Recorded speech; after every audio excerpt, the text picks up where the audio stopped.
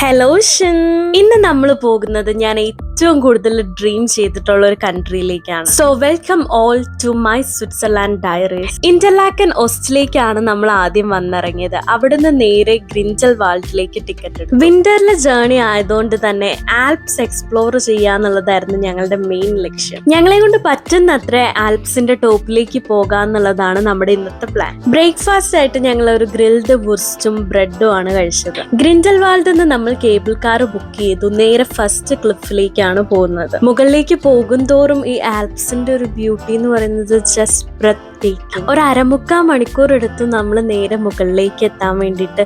മുകളിലെത്തിയിട്ടാണെങ്കിൽ ഒരു രക്ഷയില്ല, ഭയങ്കര ബ്യൂട്ടിഫുൾ ആണ്.